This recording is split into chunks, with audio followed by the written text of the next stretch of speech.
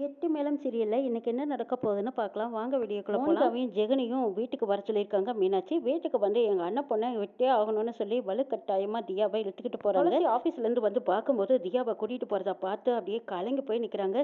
என்ன செஞ்சுட்டு இருக்கீங்க, என் பொண்ணை எதுக்காக கூட்டிட்டு போறீங்க அப்படின்னு முடிஞ்ச வரைக்கும் ஓடி தடுத்து பாக்குறாங்க, இழுத்து பாக்குறாங்க. முடியல. கான்ஸ்டபிள் இவங்க எல்லாரும் இங்க பாருங்கம்மா, இது உங்க பொண்ணுன்னு சொல்லிக்கிறதுக்கு எந்த சாட்சியும் கிடையாது. மோனிகாவோட அண்ணன் குழந்தை, அவங்க கிட்ட தான் இந்த குழந்தை வளரணும்னு சொல்லி போலீஸ் கான்ஸ்டபிள் இவங்க எல்லாரும் குழந்தைய இழுத்துட்டு போறாங்க. முடிஞ்ச வரைக்கும் போராடி பாக்குறாங்க. ஈஸ்வரமூர்த்தி கிட்ட போய் கெஞ்சி கேக்குறாங்க, இத பாருங்க மாமா, என் குழந்தை தான் எனக்கு எல்லாமே, தயவு செய்து என் குழந்தைய என்கிட்டயே விட்டுற சொல்லுங்க மாமா, நீங்க சொல்லுங்க, நீங்க சொன்னா கேட்பாங்கன்னு கெஞ்சி கேக்குறாங்க. துளசி பாருமா, இதுல எல்லாம் நான் சம்மந்தப்பட முடியாது, இது அவங்களோட வாரிசு, அவங்க கூப்பிடுறாங்க, நீங்க அனுப்பித்தான் ஆகணும், உனக்கு அந்த தியா சொந்தம்னு சொல்லிக்கிறதுக்கு எந்த சர்டிபிகேட்டும் கிடையாதுங்கிறாங்க ஈஸ்வரமூர்த்தி. இதை கேட்டு துளசி இவங்கனால நமக்கு எந்த சப்போர்ட்டும் இல்லைன்னு தெரிஞ்சுக்கிட்டு திரும்பவும் ஓடி போய் தியா தியான்னு சத்தம் போட்டு கத்தி கதறி அழுதுகிட்டு இருக்கிறாங்க. மோனிகாவும் ஜெகனும் தியாவை வீட்டுக்கு இழுத்துக்கிட்டு போயிடுறாங்க. அப்ப துளசி மறுபடியும் போய் கெஞ்சி கேட்குறாங்க, இதை பாரு, உன்னை விட எங்கள் குழந்தைய நாங்கள் நல்லா பார்த்துக்குவோம், இன்னும் 6 மாதம் கழிச்சு வந்து பாரு, எங்கள் குழந்தை எங்ககிட்ட இருக்காளா இல்லை உங்ககிட்ட வரப்போறாளான்னு பார்த்துக்கலாங்கிறாங்க. மோனிகா மேடம், தயவு செய்து என் குழந்தைய என்கிட்டயே கொடுத்துருங்க, அந்த குழந்தை இந்த வீட்டில் இருந்தால் நிம்மதியாக இருக்க மாட்டான், என் பொண்ணை நான் சந்தோஷமா வச்சுக்கிறேன், என்கிட்டயே திருப்பி கொடுத்துருங்க மேடம்னு கெஞ்சுறாங்க. துளசி இதை பாரு, பேச்சுக்கு பேச்சு உன் குழந்தைன்னு சொல்றியே, நீ என்ன நீ பெத்த குழந்தையா, என்னோட குழந்தை தானே, அதை வளர்த்துற உரிமை எனக்கு தான் இருக்கு, நான் அத்தைங்கிற முறையில் என் குழந்தைய நான் வளர்த்திக்கிறேன், நீ முதல்ல போ, வந்து இவளை இழுத்துட்டு போங்கன்னு சொல்றாங்க. செக்யூரிட்டி வந்து நிற்கும் போது துளசி முறைக்கிறாங்க, இதை பாருங்க, நீங்க அந்த பக்கம் நில்லுங்க, என் மேல கையை வச்சிங்க கொன்னு போட்டுருவேங்கிறாங்க துளசி. மோனிகா உள்ள போ அப்படின்னு ஜெகன் சொல்லவும் மோனிகா ஜெகன் உள்ள போயிடுறாங்க. போய் தியாவை ஒரு ரூம்குள்ள போட்டு அடைச்சிடுறாங்க. ஒரு கண்ணாடி வழியா அம்மா அம்மான்னு கத்திட்டு இருக்கா. கண்ணு, உன்னை நான் எப்படியும் காப்பாத்திடுவேன்னு சொல்லிட்டு துளசி அங்கிருந்து வெளியில வராங்க. வந்ததும் லட்சுமி அம்மா வீட்டுக்கு தான் போறாங்க. லட்சுமி கிட்ட போய் சொல்லி அழுகுறாங்க. இதை கேட்டு லட்சுமி அம்மா, அங்க பாரு துளசி, நம்ம கிட்ட அன்பு காட்டினாங்கன்னா 100 மடங்கு நீ திருப்பி அந்த அன்பை காட்டு, ஒருத்தர் நம்ம கிட்ட வன்மத்தையும் அவங்களுடைய குணத்தையும் காட்டினாங்கன்னா நம்மளுக்குள்ள இருக்கிற கோபத்தையும் நம்மளுக்குள்ள இருக்கிற ஆக்ரோஷத்தையும் காட்டுன்னு சொல்லிடுறாங்க. இதை கேட்ட துளசி சிந்திச்சு பாக்குறாங்க. ஆமாமா, சொத்தெல்லாம் அவங்களுக்கு எழுதி கொடுத்து எனக்கு குழந்தை மட்டும் போதுன்னு வாங்கிட்டு வந்தேன், ஆனா இன்னைக்கு அந்த குழந்தை ஏன் கஷ்டப்பட்டு வீட்டுல வச்சு அவளை நான் மகாராணி மாதிரி வளர்த்துறேன்னு சொல்லிட்டு துளசி அங்கிருந்து போறாங்க. மோனிகா வீட்டுக்கு போறாங்க. துளசி அங்க யாருமே இல்ல. கதவை திறந்துக்கிட்டு உள்ள போனதும் தியா பாப்பா இருந்த ரூம்ல இருந்து கதவை திறந்து விடுறாங்க. தியா பாப்பா அம்மான்னு ஓடி வரா. கண்ணு, சாப்பிட்டியாமா அப்படின்னு கேட்குறாங்க. இன்னும் இல்லைம்மா, எனக்கு யாருமே சாப்பாடு கொடுக்கலன்னு சொல்றா தியா. அம்மா நான் இருக்கேன், இனிமே நீ தைரியமா இருக்கணும், அழக்கூடாது சரியா, குனியத்தான் தலை கொட்ட பாக்குறாங்க, நாமும் இனிமே நிமிர்ந்து நிக்கலாம், இதுதான் இனிமே நம்ம வீடு சரியா அப்படின்னு துளசி சொல்லவும் தியாவும் சரிங்கிறாங்க. அம்மா உனக்கு சாப்பாடு எடுத்துட்டு வரேன், நீ வயிறார சாப்பிடுங்கிறாங்க. சரிம்மா அப்படின்னு சொல்லிட்டு தியா வெயிட் பண்ணிட்டு இருக்கும்போது துளசி போய் தோசை ஊத்திட்டு வந்து கொடுக்குறாங்க. சாப்பிடுன்னு ஊட்டி விடுறாங்க. அம்மா எனக்கு ஒரு கதை சொல்லுங்கம்மான்னு தியா குட்டி கதை சொல்லிக்கிட்டு இருக்காங்க. ராணி பொறுமையா இருக்கிற கதையும் அந்த ராணிக்கு பெரிய தொந்தரவும் டார்ச்சலும் கொடுக்கும்போது அந்த ராணி எப்படியெல்லாம் கோவத்துல சீரி பாய் வாங்குற கதை சொல்லிக்கிட்டு இருக்காங்க. அந்த கதை சொல்லி முடிக்கிறக்கு இல்லையா, மோனிகாவும் ஜெகனும் வந்து பாக்குறாங்க. என்னது கதவு திறந்திருக்கு, நம்ம போகும்போது பூட்டிட்டு தானே போனோங்கிறாங்க. ஆமா மோனிகா, என்னாச்சுன்னு தெரியலையே, சரிவா உள்ள போய் பார்க்கலான்னு ஜெகன் மோனிகா 2 பேரும் உள்ள வரும்போது துளசியும் தியாவும் சாப்பிட்டுட்டு இருக்காங்க. அதிர்ச்சியில கோபத்துல வந்து, ஏய் துளசி, உனக்கு எங்கிட்ட வேலை, என்ன தைரியம் இருந்தா என் வீட்டுல வந்து உள்ள உட்காந்துருப்பேன்னு கேக்குறாங்க மோனிகா. என்ன மேடம், இது யார் வீடுன்னு கேக்குறாங்க துளசி. என்னடி என் வீட்லயே வந்து கொண்டுக்கிட்டு என்னையே யார் வீடுன்னு கேட்குறியா, யாரையா இங்க இருந்து வெளியில போங்கிறாங்க மோனிகா. மேடம், இதெல்லாம் நான் சொல்ல வேண்டியது நீங்க சொல்றீங்க, உங்களுக்கு சரியா டாக்குமெண்ட் படிக்க தெரியலன்னு நினைக்கிறேன், பத்திரத்துல என்ன எழுதியிருந்ததுன்னு கூடவா உங்களுக்கு தெரியல, பாக்குறீங்களான்னு கேட்குறாங்க. இவ என்ன சொல்றது, நாம என்ன கேட்கறதுன்னு வாட்ச்மேனை கூப்பிட்டு இந்த துளசியை வெளியே விரட்டுங்கிறாங்க. வாட்ச்மேன் வந்து நிக்கிறாங்க. என்ன வாட்ச்மேன் சார், உங்களுக்கு எந்த வேலையும் கிடையாது, நீங்க போய் சாப்பிடுங்கன்னு சொல்லி அனுப்புறாங்க. வாட்ச்மேன் பேசாம போறாங்க. பேசாம போறத பார்த்த மோனிகாவும் ஜெகனும் அதிர்ச்சி அடைகிறாங்க. நாங்க சம்பளம் கொடுத்து வச்சிருக்கோம், நீங்க என்ன அவ பேச்ச கேட்குறீங்களாங்கிறாங்க. இதை பாருங்க மேடம், கிட்ட சொன்ன பத்திரத்தை படிங்கன்னு, பத்திரத்தை படிச்சு பாருங்க, இந்த சொத்து யாரோட வீடு யாரோடதுன்னு உண்மை தெரிஞ்சதுக்கு அப்புறமா நீங்க என்ன பேசணுமோ பேசுங்கிறாங்க. செல்போன்ல வச்சிருக்கிற அந்த பத்திர பதிவை எடுத்து காட்டுறாங்க. அதை பார்த்ததும் மோனிகா படிச்சு பார்த்துட்டு அதிர்ச்சி அடைகிறாங்க. துளசிக்கும் சேர்ந்த சொத்துன்னு சொல்லி எழுதியிருக்காங்க. இதை படிச்சு பார்த்த மோனிகா துளசி கிட்ட இதுக்கப்புறம் திருப்பி பேச முடியாம அமைதியா நிக்கிறாங்க. என்னோட பொண்ணு சொத்தெல்லாம் என் பேர்லயும் தியா பேர்லயும் தான் இருக்கு, நீங்க வந்து சும்மா சப்போர்ட்டுக்கு தான் இருக்கீங்க, வேணும்னா எடுத்து செலவு பண்ணிக்கிட்டு இருக்கலாமே தவிர அதிகாரம் உங்க கையில கிடையாது. உங்களுக்கு இங்கேயில வேலை பார்க்குற துளசின்னு நினைச்சீங்களா, எனக்கு இங்கேயில வேலை பார்த்துட்டு இருக்கிற ஜெகன், நீங்க என்ன சொல்றனோ அதை கேட்டு நடக்க வேண்டியது உங்களோட வேலை. சொல்றதை கேட்டா நீங்க இந்த சொத்தை அனுபவிச்சுட்டு இருக்கலாம், எனக்கு அதிகமா நெருக்கடி கொடுத்தா உங்களால இங்க இருக்கவும் முடியாது, நீங்க நான் திருப்பி கொடுத்தா நீங்க தாங்கவும் மாட்டீங்கன்னு துளசி சொல்றாங்க. இதை கேட்டதும் இவளுக்கு என்ன பைத்தியம் பிடிச்சிருச்சா அப்படின்னு மோனிகா ஒரு பக்கம் குதிக்கிறாங்க. இதை பார்த்த ஜெகன் சொல்றாங்க, மோனிகா இப்படி வா அப்படின்னு தனியா கூட்டிட்டு போய், இங்க பாரு மோனிகா, பத்திரத்துல இருக்கிறபடிதான் அவ பேசிட்டு இருக்கா, அவ பேர்ல தான் சொத்து இருக்கு, தியா யார் பக்கம் இருக்காளோ அந்த சொத்தெல்லாம் அவங்க தான் ஆக்கிரமிப்பாங்க, அதனால நம்ம இப்போ வரைக்கும் எதுவும் பேச வேண்டாம், பேசணும் உள்ள சொத்தும் போயிரும்னு சொல்றாங்க ஜெகன்.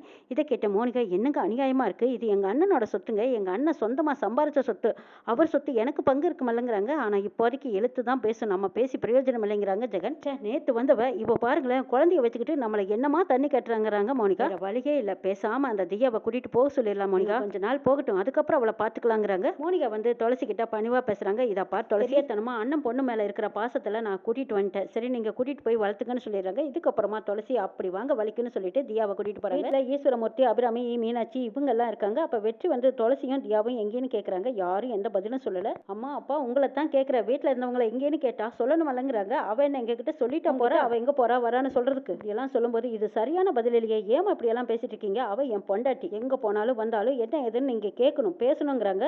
உனக்கு நல்லா மாத்திட்டாடா, எங்க விருப்பம் இல்லாம கல்யாணத்தை பண்ணிக்கிட்டு வந்ததும் இல்லாம அவ இந்த வீட்டுல என்னமா பண்ணாட்டு பேசுறாள், இப்படியே விடக்கூடாதுங்கிறாங்க. பாட்டி ஏன் பாட்டி என்ன பண்ணுவீங்க, இந்த வீட்டுல எனக்கு என்ன உரிமை இருக்கோ அதே சம உரிமை அவளுக்கு இருக்குன்னு சொல்லி வெற்றி உரிமையோட பேசிட்டு இருக்கும்போது பேசலடா வெற்றி, எல்லாம் உன் பொண்டாட்டி வந்தால அவ பேச வைக்கிறா, அவ பேச்ச கேட்டுக்கிட்டு தாண்டா நீ எங்களை வெறுத்துட்டேன்னு சொல்றாங்க அபிராமியம்மா. துளசியை பத்தி தப்பு தப்பா பேசாதீங்க, அப்பாவை நீங்க கல்யாணம் பண்ணிக்கிட்டு வந்த போது நீங்களும் எவ்வளவு சந்தோஷமா இருந்திருப்பீங்க, அப்பா உங்க பேச்ச கேட்டிருப்பாங்க, உங்க பேச்ச அப்பா கேட்டிருப்பாங்க. அப்புறம் என் விஷயத்துல மட்டும் ஏமா இப்படி எல்லாம் நினைக்கிறீங்க, இந்த ஒரு விஷயத்த காரணம் காட்டி நீங்களாவே இல்ல மாறிட்டீங்கம்மாங்கிறாங்க வெற்றி. நீ செஞ்ச காரியத்துக்கு மாறாம என்னடா செய்யறது, தகுதி என்ன தரம் என்ன, போயும் அந்த குடும்பத்துல போய் பொண்ணு எடுத்துட்டு வந்தது மட்டும் இல்லாம ஒரு குழந்தையும் கூட்டிட்டு வந்து வச்சிருக்கே, இதெல்லாம் ஏத்துக்கிற மாதிரியா இருக்குங்கிறாங்க அபிராமி. இனிமே நீங்க ஏத்துக்கிட்டாலும் ஏத்துக்கலினாலும் துளசி தான் என் பொண்டாட்டி, தியா தான் என் குழந்தை, அவங்களுக்கு புருஷன், குழந்தைக்கு அப்பான்னு சொல்றாங்க வெற்றி. அடைச்சி உன்னை திருத்தவே முடியாதுடா, இனிமே அவ வரப்போறதும் இல்லை, நீ அவ கூட சேர்ந்து வாழ போறதும் இல்லைன்னு சொல்லிட்டு இருக்கும்போது அங்க தியாவும் துளசியும் வராங்க. அவங்கள பார்த்ததும் சந்தோஷத்துல என் பொண்டாட்டியும் பிள்ளையும் வந்துட்டாங்கன்னு எல்லாரும் முன்னாடியும் சொல்றாங்க. இதை கேட்ட அபிராமி அம்மா முகத்தை தெளிப்பிக்கிறாங்க.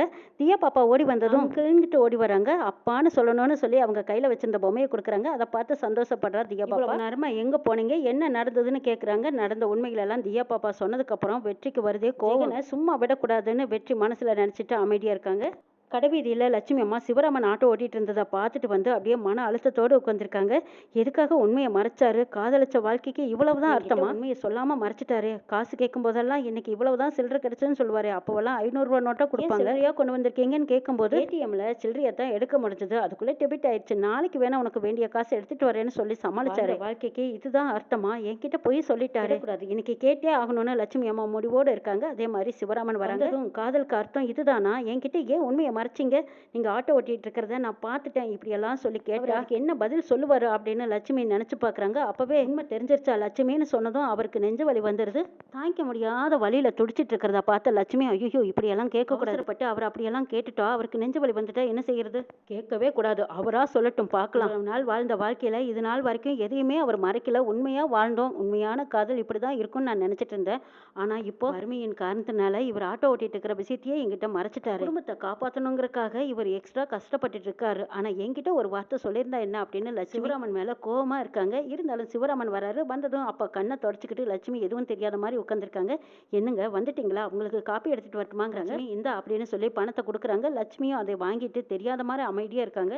அஞ்சலி வீட்டுல மகேஷ் மேல அஞ்சலிக்கு சந்தேகமா இருக்கு, என்ன செய்யறாருன்னு ஒண்ணுமே புரியலையே, சில நேரம் விசித்திரமா இருக்காரு, ரொம்ப அன்பா பாசமா நடந்துக்கிறாரு, அந்த செக்யூரிட்டி சொன்ன மாதிரி இவர் சைக்கோதானா அப்படின்னு யோசிச்சுட்டு இருக்காங்க. அஞ்சலி கதவை திறந்து பாக்குறாங்க. மகேஷ் ஏதோ சாப்பிட்டுட்டு இருக்காங்க. ஆமா என்ன சாப்பிட்டுட்டு இருந்தீங்கன்னு கேக்குறாங்க. அதெல்லாம் ஒண்ணு இல்ல அஞ்சலி அப்படின்னு சொல்லி சமாளிக்கிறாங்க. எதையோ மறைக்கிறாரு, என்னன்னு ஒன்றும் புரியலையே அப்படின்னு சொல்லிட்டு சரி அன்னைக்கு டாக்டர் பார்க்க போனோம்ல, அவங்க இன்னும் ரிப்போர்ட் கொடுக்கல, அது என்னன்னு போய் பார்க்கலாம்னு சொல்லி அஞ்சலி அங்க டாக்டரை பார்க்கறதுக்காக போறாங்க. ட்ரீட்மெண்ட் கொடுத்த டாக்டரை போய் ஸ்பெஷலா பாக்குறாங்க. அஞ்சலி சொல்லுமா உனக்கு என்ன டீட்டெயில் வேணும்னு கேக்குறாங்க. இல்ல அன்னைக்கு என் ஹஸ்பண்டை நான் கூட்டிட்டு வந்தேன்ல, திடீர்னு உடம்பு சரியில்லாம போச்சு, அவரோட ரிப்போர்ட் நான் இன்னும் வாங்கல, வாங்கிட்டு கன்சல்ட் பண்ணிட்டு போலான்னு வந்தேன்னு சொல்றாங்க. அஞ்சலி ஓ இன்னும் நீங்க ரிப்போர்ட் வாங்கலையா, சரி இருங்க கொண்டு வர சொல்றேன்னு சொல்லிட்டு அங்க இருந்த ஒரு பாயை எடுத்துட்டு வர சொல்றாங்க. டாக்டர் அம்மா அந்த ரிப்போர்ட்டை படிச்சு பார்த்துட்டு அஞ்சலி கிட்ட கொடுக்குறாங்க. ஏதோ ஒரு விஷயத்தால மன அழுத்தப்பட்டு ரொம்பவே பாதிக்கப்பட்டிருக்காரு, ஆனா அதை பத்தி அவர் வெளியே சொல்லவும் முடியாம மனசுல வச்சிருக்கவும் முடியாம சில நேரங்கள்ல இப்படிதான் நடந்துக்கும், அறியாம மிருகத்தனமான கோவம் இருக்கு, மற்றவங்க பார்த்து பயப்படுற அளவுக்கு இருக்கும்னு டாக்டர் அம்மா சொல்ல அஞ்சலிக்கு அப்படியே ஒரு பயமா இருக்கு. டாக்டர் இருக்கு என்ன செய்யணும்னு கேக்குறாங்க. அவங்க கிட்ட மென்மையா பேசி நான் கொடுக்குற மருந்தை கொடுத்து அவங்கள மெதுவா நம்ம ஹாஸ்பிட்டல் கூட்டிட்டு வர முறையா ட்ரீட்மெண்ட் கொடுத்தா தான் அந்த இதுல இருந்து வெளியில வருவாங்கன்னு சொல்றாங்க டாக்டர். சரி டாக்டர் நான் பாத்துக்கிறேன்னு சொல்லிட்டு அஞ்சலி வெளியில வராங்க.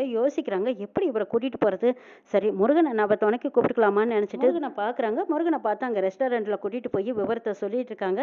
அதை மகேஷ் தூரத்துல இருந்து பாத்துறாங்க. அஞ்சலி முருகன் கிட்ட என்ன சொல்லிட்டு இருப்பான், ஒருவேளை அங்க ஆசிரமத்தில் நடந்ததை பத்தி ஏதாவது விசாரிக்கிறாளான்னு மகேஷ்க்கு சந்தேகமா இருக்கு. முருகன் கிட்ட விவரத்தை சொல்லிடுறாங்க. முருகனும் புரிஞ்சுக்கிட்டு சரின்னு ஹெல்ப் பண்ண வராங்க. டாக்டர் அம்மா என்ன சொன்னாங்களோ அதே மாதிரி முருகனும் அஞ்சலியும் சேர்ந்து மகேஷை மயக்க ஊசி போட்டு திரும்ப அந்த ஹாஸ்பிட்டல் கூட்டிட்டு போறாங்க. அஞ்சலி எனக்கு என்னாச்சு, எனக்கு ரொம்ப டயர்டா இருக்கு, தூக்கம் வர மாதிரி இருக்கு அப்படின்னு மகேஷ் வளரிக்கிட்டே இருக்காங்க.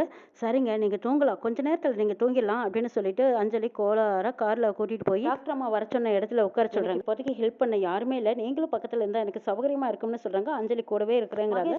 ஆழ்ந்த தூக்கத்துக்கு கொண்டு போய் அவங்க ஆழ்ந்த மனசுல இருக்கிற கவலை, கஷ்டம், நடந்துகிட்டு இருக்கிறது இது எல்லாம் சொல்ல வைக்கிறாங்க. மகேஷ் அவங்க வாயால எல்லாம் சொல்லிட்டு இருக்காங்க. வீட்டுல நடந்த விஷயங்கள் அத்தனையும் சொல்றாங்க. வீட்டுல ரகசியமா அந்த அம்மாவை பூட்டி வச்சிருக்கிற விஷயத்தையும் சொல்லிடுறாங்க. இதை கேட்ட அஞ்சலிக்குன்னு பயப்படுறாங்க. என்னது வீட்டுல யாரோ இருக்காங்களா, நான் பார்த்ததே இல்லையே, அதிசயமா இருக்கே, இத்தனை விஷயங்களை மனசுக்குள்ள போட்டு புதைச்சு வச்சிருக்காரா அப்படின்னு ஆச்சரியப்படுறாங்க அஞ்சலி. ஆமா இப்படி ஒரு சைக்கோ மாதிரி மாறினதுக்கு காரணமே இவரோட மன அழுத்தம் தான். அழுத்தத்துக்கு பின்னாடி வேற ஏதோ காரணம் இருக்கு அப்படின்னு டாக்டர் அம்மா மறுபடியும் தோண்டி தோண்டி துருவி மகேஷ் கிட்ட கேட்கறாங்க. அஞ்சலியை கல்யாணம் பண்ணிக்கிட்டது, அதுக்கப்புறம் அஞ்சலி கூட சந்தோஷமா வாழ்ந்தது எல்லாம் ரொம்ப ஹாப்பியா சொல்றாங்க. அதுக்கு பின்னாடி ஏதோ ஒரு மர்மம் மறைஞ்சிருக்கு, அதை திக்கி திணறி சொல்லிட்டு இருக்காங்க மகேஷ். இன்னும் சொல்லுங்கன்னு டாக்டர் அம்மா கேட்க மகேஷ் சில விஷயங்கள் வளர்றாரு, சில விஷயங்கள் தெளிவா இருக்கு. மகேஷ் சொன்னதையெல்லாம் கேட்டு அஞ்சலி பயப்படுறாங்க. சரி அஞ்சலி, இன்னும் கொஞ்ச நேரத்துல இவருக்கு மயக்கம் தெரிஞ்சிடும், அதுக்குள்ளேயே நீங்க வீட்டுக்கு கூட்டிட்டு போறது நல்லது. கூட்டிட்டு வந்த விஷயம் இவருக்கு தெரிஞ்சதுன்னா உங்களுக்கு பெரிய பிரச்சனை ஆயிடுங்கிறாங்க. முருகனும் சேர்ந்து மகேஷை வீட்டுக்கு அவசரமா கூட்டிட்டு போய் அவங்க பெட்ல படுக்க வச்சிடறாங்க. மகேஷ்க்கு என்ன நடந்துன்னே தெரியாம தூங்கி எழுந்திருக்கிறாங்க.